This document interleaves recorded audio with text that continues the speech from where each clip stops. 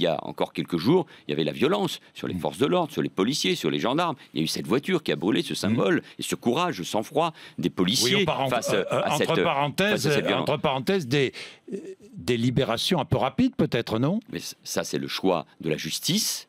4 personnes Vous avez trouvé un peu avaient été rapide interpellées. 4 personnes ont été interpellées à la place qui est la mienne. Je fais très attention à ce type de commentaires. Un est resté aujourd'hui, est incarcéré. Les 3 autres sont sous contrôle judiciaire.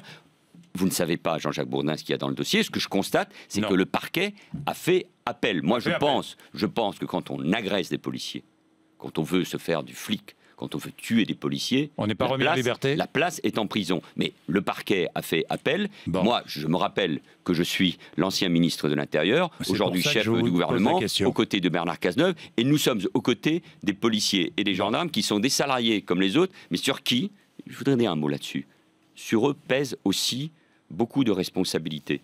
L'ordre public, la maîtrise de l'immigration, la lutte contre la délinquance, bien sûr, faire face au terrorisme, la préparation de l'Euro de foot. S'il y avait un peu de responsabilité collective, notamment du côté de la CGT, qui a sorti ses tracts odieux sur la responsabilité qui serait celle de la police ou du gouvernement face à un certain nombre d'incidents. Ce sont les policiers et les gendarmes qui sont blessés. Encore il y a quelques jours à Fos.